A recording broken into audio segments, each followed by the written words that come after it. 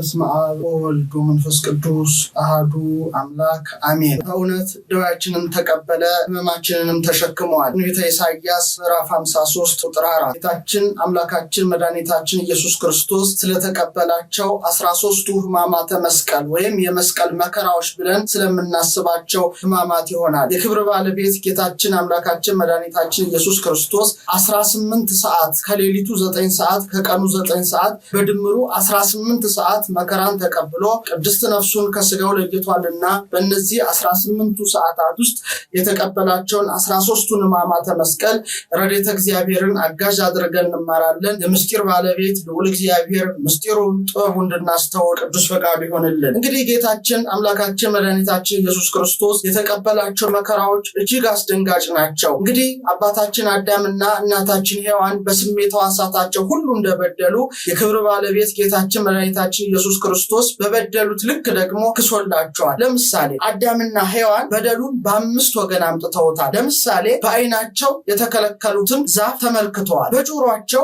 የእባብን ምክር ሰምተዋል፣ በእግራቸው ወደ ዕፀ በለስ ሄደዋል፣ በእጃቸው ዕፀ በለሷን ቆርጠዋል፣ በጉሮሮአቸው ዕፀ በለሷን አስገብተዋል። ጌታችን አምላካችን መድኃኒታችን ኢየሱስ ክርስቶስም በእነዚህ ልክ መከራን ተቀብሏል። ለምሳሌ በዓይኑ ግርማ አይሁድን ተመልክቷል፣ በጆሮ የአይሁድን ስድብ ሰምቷል፣ በአፉ መራራ ሐሞትን ቀምሷል። አዳምና ሔዋን ዕፀ በለስን በቆረጡበት እጃቸው ፈንታ በምስማር እጁ ተቸንክሯል። አዎ አዳምና ሔዋን በእግራቸው ወደ ዕፀ በለስ በገሰገሱ ፈንታ የክብር ባለቤት ጌታችን አምላካችንም እግሮቹ ተቸንክረዋል። ለዚህ ነው ሊቁ ኦ አእዳው እለ ለሐኳሁ ለአዳም እፎ ተቀነዋ በቅንዋተ መስቀል ኦ አይጋር እለ አንሶ ሰብአ ውስተ ገነት እፎ ተቀነዋ በቅንዋተ መስቀል። አዳምን የፈጠሩ እጆች ወዮ በችንካር ተቸነከሩ፣ በገነት የተመላለሱ እግሮች ወዮ በችንካር ተቸነከሩ በማለት በእጁ በእግሩ በዓይኑ በጆሮ በአፉ የተቀበለውን ጸዋትወ መከራ ሊቁ አንስቶታል። በአጠቃላይ ግን ጌታችን መድኃኒታችን ኢየሱስ ክርስቶስ 18 ሰዓት መከራን ተቀብሎ መላውን ዓለም አድኗል። በ18ቱ ሰዓታት ውስጥ የተቀበላቸውን 13ቱን ሕማማተ መስቀል ዛሬ እንደ እግዚአብሔር ቸርነት እናያለን። መጀመሪያ የተቀበለው መከራ ተአስሮተ ድኅር የኋሊት መታሰር ይባላል። ይኸው ሐሙስ ማታ 3 ሰዓት ላይ አይሁድ ይዘው ወደ ሊቀ ካህናቱ ወደ ቀያፋ ይዘውት ሄደዋል። ያን ጊዜ ሊቀ ካህናቱ ቀያፋም አንተ የእግዚአብሔር ልጅ እንደሆንክ ትነግረኝ ዘንድ በሕያው እግዚአብሔር አምልሃለሁ ብሎ በተናገረው ጊዜ አንተ አልህ አለው። አንተ አልህ የሰው ልጅ በኃይል ቀኝ ሲመጣ በሳይቅ ሲቀመጥ በሰማይም ደመና ሲመጣ ታያላችሁ ብሎ በተናገረው ጊዜ የሊቀ ካህናቱ አገልጋይ ፊቱን በጥፊ መቶታል። ከዛ በፊት ግን በተቀበለው መከራ ስናይ የመጀመሪያው መከራ ተአስሮተ ድኅር ይባላል። የኋሊት አስረው ነበረ ወደ ሊቀ ካህናቱ ጌታን የወሰዱት። ጌታችንም የኋሊት በብረት ሐብል በመታሰሩ ፈንታ እኛን ወደኋላ ከጽድቅ መንገድ ወደኋላ ይስበን ይጎትተን ያስቀረን የነበረውን ዲያብሎስን ድል ነስቶልናል። እሱ ወደኋሊት በመታሰሩ ፈንታ እኛን ወደኋሊት ከሚመልሰን ጥንተ ጠላት ዲያብሎስ ነፃ አውጥቶናልና ክብር ምስጋና ለስሙ ይሁን።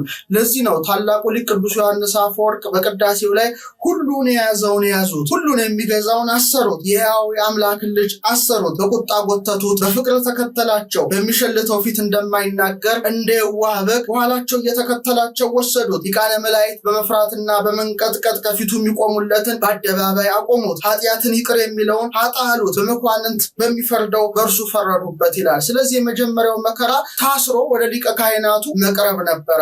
ከዛ ቀጥሎ ነው እንግዲህ ሁለተኛው መከራ የሚቀጥለው። ይኸውም ሁለተኛው መከራ ተጸፎ መልታየት ይጡን በጥፊ መመታቱ ነው። ይኸውም ሊቀ ካህናቱ አንተ የእግዚአብሔር ልጅ ነህ ባለው ጊዜ አንተ አልህ ባለው ጊዜ አንዱ በድፍረት ተነስቶ የጌታን ፊት በጥፊ መቶታል። ጌታችንም በዮሐንስ ወንጌል ምዕራፍ 18 ቁጥር 22 ላይ ወእመሰ ሰናይ ነበብኩ ለምን ትንከተዘብጠኒ በጎ ነገር ብናገር ለምን ትመታኛለህ ብሎ እንደጠየቀው ወንጌላዊው ዮሐንስ በዮሐንስ ወንጌል ምዕራፍ 18 ቁጥር 22 ላይ ጽፎልናል። በጥፊ የመታው ሰው 38 ዓመት ሙሉ በደዌ ዳኛ በአልጋ ቁራኛ በቤተ ሳይዳ በመጠመቂያው ተኝቶ የነበረው መጻጉዕ የተባለ በሽተኛ ነበረ። አባቶች ይህን ይዘው ውለታ በጥፊ ይላሉ። እንግዲህ አልጋህን ተሸክመ ሂድ ባለው ፈንታ ጌታን ለመምታት እጆቹን ዘርግቷል። እንግዲህ አባቶቻችን ሊቃውንት ይህን ሲተረጉሙት ጌታችን በጥፊ በመመታቱ አዳምና ሔዋንን የልባቸውን ፊት እየደበደበ ሲኦል ያወርዳቸው የነበረውን ዲያብሎስን ድል ነስቶታል። እሱ በጥፊ ተመቶ እኛን ልባችንን የሚመታንን ዲያብሎስን ጥንተ ጠላታችንን ድል ነስቶለት ተነስቷልና ክብር ምስጋና ለስሙ ይሁን። ለዚህ ነው ታላቁ ሊቅ ቅዱስ ዮሐንስ አፈወርቅ በቅዳሴው ላይ ምን ይላል? ኪሩቤል አለ በእሳት ክንፍ ተሸፍነው በፊቱ የሚሰወሩለት እርሱን ክፉ ባሪያ እጁን አጽንቶ ፊቱን ጸፋው ይላል። ይሄ እንግዲህ በቤተ ክርስቲያናችን ትምህርት ተጸፎ መልታሄት ይባላል። ከዛ በኋላ ፊቱን በሻሽ ሸፍነው መኑቱ ክርስቶስ የመታ ማን ነው? በጥፊ የመታ ማን ነው? እያሉ ዘብተውበታል። የክብር ባለቤት መድኃኔዓለም ክርስቶስም ሁለተኛው የተቀበለው መከራ ተጸፎ መልታየት ነው። እሱ ፊቱን በጥፊ እየተመታ እኛን ልባችንን እየደበደበ ወደ ሲኦል የሚጥለንን ጥንተ ጠላት እባቡን ሰይጣንን ድል ነስቶልናል። ሶስተኛው መከራ ወሪቀ ምራቅ ይባላል። ይኸውም አይሁድ ሞት ይገባዋል ብለው ምራቃቸውን ተፍተውበታል። የአይሁድን ምራቅና የእሱን ምራቅ እስቲ አነጻጽረን እንነጋገር። በዮሐንስ ወንጌል ምዕራፍ 9 ላይ አንድ ግንባር ብቻ ያለው ሰው ቁጭ ብሎ ሲለምን ሐዋርያት አይተው ይህ ሰው ግንባር ኖሮት አይን ግን የሌለው በምንድን ነው? ኃጢአት ሰርቶ ነው እሱ ነው ወይስ ቤተሰቦቹ በድለው ሲሉ እሱም ቤተሰቡም አልበደለም የእግዚአብሔር ክብር በሱ ይገለጽ ዘንድ ነው ካለ በኋላ ምራቁን መሬት ላይ እንትፍ ብሎ ጭቃ ሰራ። ከዚህ በኋላ ብልህ ንድፍ ነዳፊ ዲዛይን እንደሚያወጣ የአይን ቅርጽ ቀረጸበት። ከዚህ በኋላ በሰሊሆም ተጠምቀና ባለው ጊዜ አበቦች ከእንቡጣቸው እንደሚፈነዱ አይኑ እያየ ተመለሰ ይላል። በሳይንሱ ትምህርት ትራኮማ የሚባል በሽታ በአፈር የሚነሳ ህመም ነው፣ በጭቃ የሚነሳ ህመም ነው። እገሌና እገሌ አይንና አፈር ናቸው ከተባለ ጠላቶች ናቸው፣ ተቃራኒዎች ናቸው። ወይም አንዱን ሰው አይንህን ላፈር ካለ ሁለተኛ አልህ ማለቱ ነው። እንግዲህ ጭቃ አይንን ያጠፋል እንጂ አይንን አያበራም። እሱ ግን አይንን በሚያጠፋ በጭቃ አይንን አብርቷልና ቅዱስ ያሬድ ምን ይላል? በጾመ ድጓው ላይ እንኩሉ ዘያብ ይነግር ዘገብረ ከሁሉ የሚበልጠውን ያደረገውን ልንገራችሁ። ጽቡር ያውል ህያው አይነ ጭቃ አይንን ያጠፋል እንጂ አይንን አያበራም። እሱ ግን አይንን በሚያጠፋ በጭቃ አይንን ፈጠረ በምራቁ ጭቃን ሰርቶ ይላል። እንግዲህ እሱ በምራቁ ጭቃን ሰርቶ አይንን የፈጠረውን አምላክ አይሁድ ግን ክፉ ምራቃቸውን ተፍተውበታል። ምራቃቸውን እንደሚተፉበት አስቀድሞ እግዚአብሔር አምላክ በራሱ በኢሳይያስ አድሮ በምዕራፍ 50 ቁጥር 6 ላይ ምን ይላል? ጀርባዬን ለገራፊዎች ጉንጬንም ለጠጉር ነጮች ሰጠው ፊቴንም ከውርደትና ከትፋት አልመለስኩም ያለው ትንቢቱ ሊደርስ ሊፈጸም በማቴዎስ ወንጌል ምዕራፍ 26 ቁጥር 67 ላይ እንደምናነበው ምራቃቸውን ተፍተውበታል። እንግዲህ ጌታችን ላዩ ላይ ምራቅ ሲተፋበት ካሳ ክሶልናል። ይኸው ዲያብሎስ በአዳምና በሔዋን በልቡናቸው ፊት ላይ የክፋት ምክሩን እየተፋ ሲኦል አውርዷቸው ነበረና የኔና የናንተ ጌታ መድኃኔዓለም ተተፍቶበት ከዲያብሎስ የክፋት ምራቅ ነፃ አውጥቶናልና ይህንን የምናስብበት ሳምንት ላይ ነን። እንግዲህ ቅዱስ ሄሬኔዎስ የተባለ ሊቅ ምን ይላል? በፊቱ ላይ እንትፍ እንዳሉበት በጥፊም እንደመቱት እርሱ ግን እፍ ብሎ መንፈስ ቅዱስን በደቀ መዛሙርቱ አሳደረባቸው ይላል። በአዳም ላይ እፍ ብሎ የሕይወት እስትንፋስን የዘራለትን አምላክ እነሱ ግን የክፋት ምራቃቸውን ፊቱ ላይ ተፍተውበታል። እሱ ተተፍቶበት እኔና እናንተን ከዲያብሎስ የክፋት ምራቅ ትፋት ነፃ አውጥቶናልና ይህን ነገር በአጽንኦት ማሰብ ይገባናል። አራተኛው የተቀበለው መከራ ተኮሮሪስ ወይም ተኮሮተሪስ ይባላል። ራሱን በዘንግ ተደብድቧል። ይኸውም በማቴዎስ ወንጌል ምዕራፍ 26 ቁጥር በፊት በምዕራፍ 50 ቁጥር 6 ላይ ምን አለ? ጀርባዬን ለግርፋት ጉንጬንም ለጥፊ ፊቴንም ከውርደትና ከትፋት አልመለስኩም ብሎ ያለው ሊደርስ ሊፈጸም የክብር ባለቤት ጌታችን መድኃኒታችን ኢየሱስ ክርስቶስን ጀርባውን ገርፈውታል። እንግዲህ ጀርባውን ሲገረፍ እንዴት አይነት ግርፋት ነው የሚለውን በደንብ አድርገን ስንመረምር በኦሪት ልማድ አንድ ሰው ከ40 አትርፎ መግረፍ የተከለከለ ነው። እርሱም ግን 39 ጊዜ ከገረፉት በኋላ ቁጥር ተሳሳትን እያሉ እንግዲህ ስጋው አልቆ አጥንቱ እንደ በረዶ ነጭ እስኪሆን ድረስ 6666 ጊዜ ገርፈው እንደ ብራና ወደዛና ወደዚህ ወጥረው በሰቀሉት ጊዜ አጥንቱ ታይቶ የሚቆጠር ሆኗል። እንግዲህ ጌታችን ባይገረፍ ኖሮ ምን ይከሰት ነበረ? አዎ እውነት ነው። ዲያብሎስ አዳምና ሔዋንን የልቡናቸውን ጀርባ በክፋት ምክሩ እየገረፈ ወደ ሲኦል አውርዷቸው ነበረና የክብር ባለቤት ጌታችን መድኃኒታችን ኢየሱስ ክርስቶስ ለዚያ ካሳ ሊሆን 6666 ጊዜ ተገርፏል። ለዚህ ነው ታላቁ አባት ቅዱስ ጴጥሮስ በአንደኛ ጴጥሮስ መልእክቱ ምዕራፍ 2 ቁጥር 25 ላይ በመገረፉ ቁስል ተፈወሳችሁ እንደ በጎች ትቅበዘበዙ ነበረና አሁን ግን ወደ ነፍሳችሁ እረኛና ጠባቂ ተመልሳችኋል አለ። እውነት ነው። በመገረፉ ቁስል ተፈወሳችሁ አለ። እሱ ተገርፎ እኔና እናንተን ቁስላችንን ፈውሶናልና በዚህ በሰሙነ ሕማማት ላይ የጌታን ግርፋቱን እናስባለን። አምስተኛው መከራ እንግዲህ አሁን ያየነው ነው። ስድስተኛው መከራ የሾህ አክሊል ላዩ ላይ ደፍቷል። ይኸውም የዮሐንስ ወንጌል ምዕራፍ 19 ቁጥር 2 ላይ የነገስታት ንጉስ የሕይወት ራስ ኢየሱስ ክርስቶስን ጭፍሮች ከሾህ የተሰራ አክሊልን ጎንጉነው በራሱ ላይ ደፍተውለታል። እንግዲህ ጌታችን ራሱ ላይ የሾህ አክሊል ጎንጉነው አይሁድ ማስቀመጣቸው ራሱን የቻለ ሰፊ ምስጢር አለው። እንደሚታ እንደሚታወቀው በኦሪት ዘፍጥረት ምዕራፍ 3 ቁጥር 18 ላይ አዳም የተረገመው እርግማን ነበረ። ምድር እሾህና አሜከላን ታበቅልብሃለች ብሎት ነበረ። እንግዲህ ምድር እሾህና አሜከላ እንድታበቅል በእግዚአብሔር ተረግማ ነበረ። ይህን እርግማን ራሱ እግዚአብሔር ሊሽረው ራሱ ላይ የሾህ አክሊል ደፋ። ሊቃውንት ምን ይሉታል? አጥፋ አለነ መርገመ ሾህ ወአሜከላ ዘበቆለ ውስተ ምድርነ።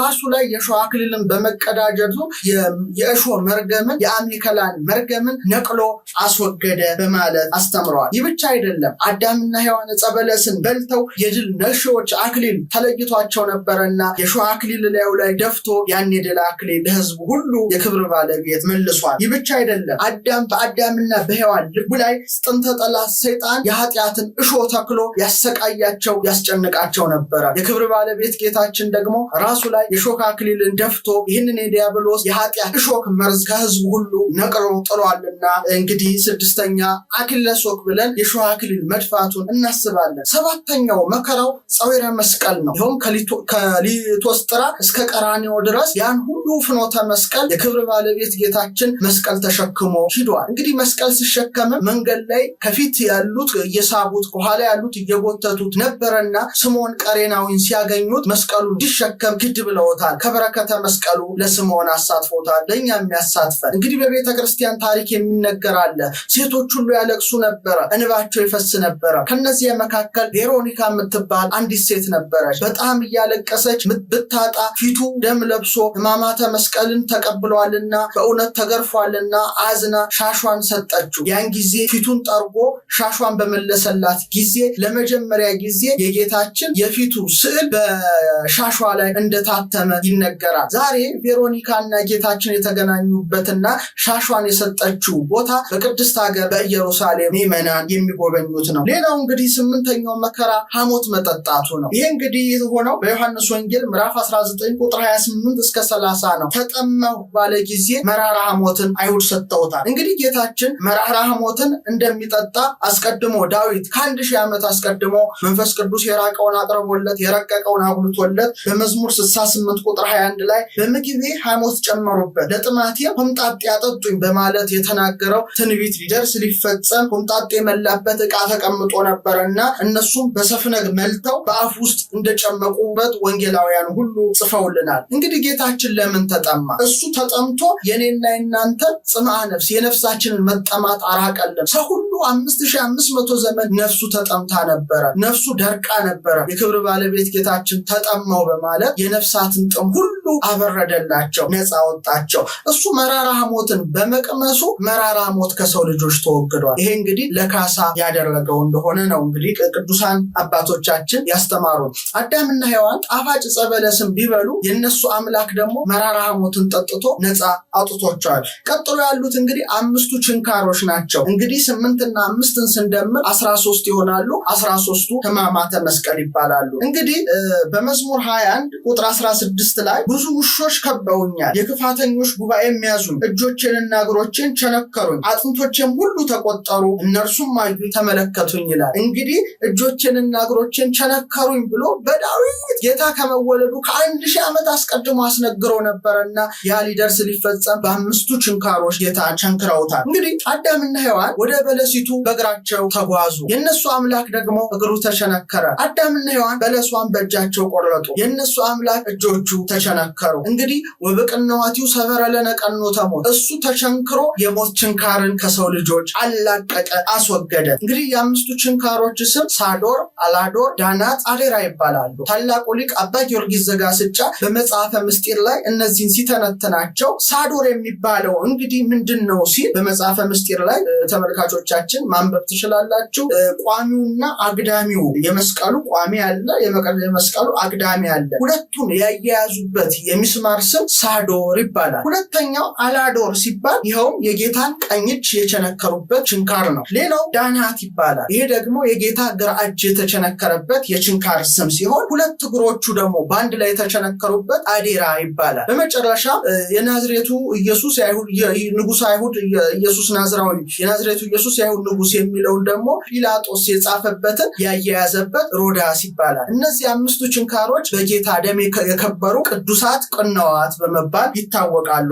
ስለዚህ የክብር ባለቤት ጌታችን አምላካችን መድኃኒታችን ኢየሱስ ክርስቶስ እንግዲህ እነዚህን 13ቱን ሕማማተ መስቀልን ተቀብሎ በመስቀል ተሰቅሎ ስጋውን ቆርሶ ደሙን አፍሶ ወገብረ ሰላም በደመ መስቀሉ በመስቀሉ ደም ፈሳሽነት ለዓለም ሰላምን መሰረተ። ወሰዓረ መርገመ በዲበ ዕፀ መስቀል በመስቀል ተሰቅሎ መርገመ ስጋ መርገመ ነፍስን ሻረ። በመስቀሉ ስር እናታችን ቅድስት ድንግል ማርያም ነበረች። ዮሐንስ እያለቀሰ ነበረ። በመጨረሻ እናቱን ስጦታ አድርጎ ሰጠ። እነኋት እናትህ አለው ለዮሐንስ። እናት ትሁን ብሎ በእውነት ቀራንዮ ድረስ በታማኝነት ለገሰገሰው ለዮሐንስ ድንግል ማርያምን ሽልማት አድርጎ ሰጠው። እነሆ ልጅሽ አለ። ዛሬም ዮሐንስን በሃይማኖት በምግባር ለምንመስለው ሁላችን የአደራ እናታችን ናት። የአደራ ልጆቿ ነንና በምልጇ እኛን ልጆቿን ሁሌም ትጠብቀናለች። ከዚህ በኋላ በእውነት በአካለ ነፍስ ወርዶ ነፍሳትን ሁሉ ነፃ አውጥቶ ወደ ጥንት ርስታቸው ወደ ገነት ገብተዋልና አስገብቷቸዋልና በዚህ ሳምንት የክብር ባለቤት ጌታችን መድኃኒታችን ኢየሱስ ክርስቶስ የተቀበለውን ጽዋቶ መከራ እናስባለን። ውእቱ ነሳ ደዌነ ወጾረ ሕማመነ፣ እርሱ ግን በእውነት ደዌያችንን ተሸክሟል፣ ሕመማችንንም ተቀብሏል እንዳለ ኢሳይያስ በቅዱስ መስቀሉ ኃይል ሁላችንም ይጠብቃል። ወስብሐት ለእግዚአብሔር።